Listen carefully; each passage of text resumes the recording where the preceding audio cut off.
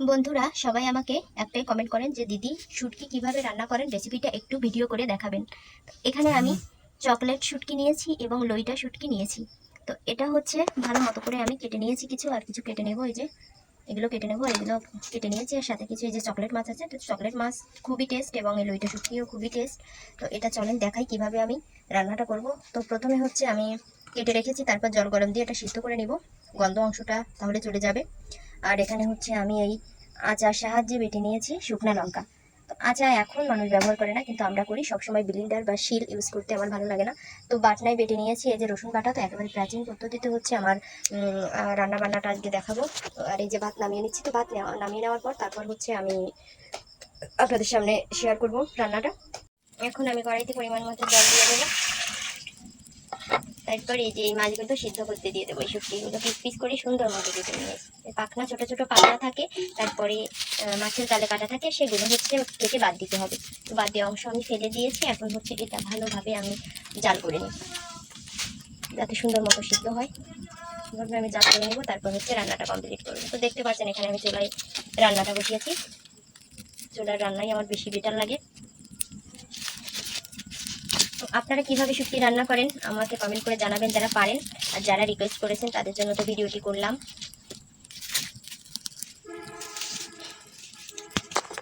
ভালো মতো একটু জাল দিয়ে নিব, এতে করে গন্ধটা থাকবে না।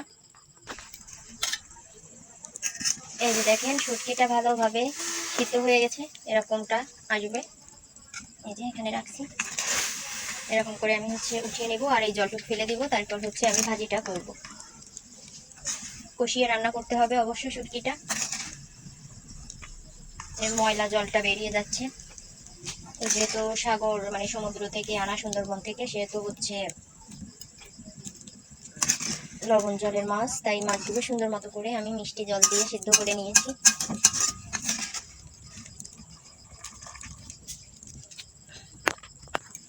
কড়াইটা আমার গরম হয়ে গেছে, এখন হচ্ছে তেল দিয়ে দিলাম।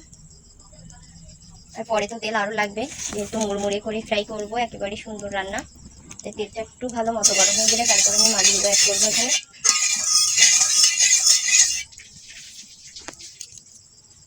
রাতে রান্নাটা করছি, এজন্য দেখাতে একটু অসুবিধা হচ্ছে, তো আমার সুন্দর দৃষ্টিতে দেখবেন সম্পূর্ণ ভিডিওটি। একটু ভালো মতো জানার পর তেলটা গরম করে নেওয়ার পর এই যে মাছগুলো আমি এখানে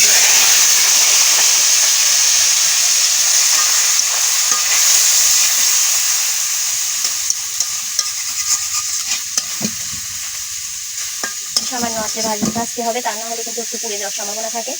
আমি যেহেতু কাঠের আগুনে রান্না করছি, এই যে রসুন বাটা দিয়ে দিলাম,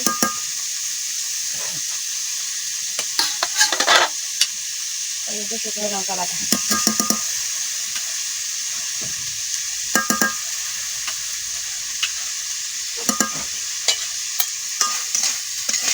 দারুণ একটা ঘ্রাণ আসছে, মিষ্টি সুবাস।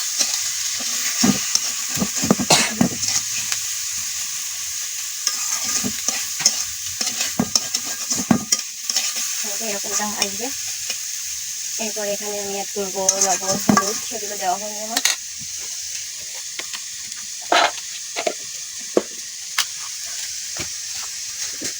আগে অ্যাড করছি লবণ, আগে দেখুন লবণ দিয়ে দিচ্ছি।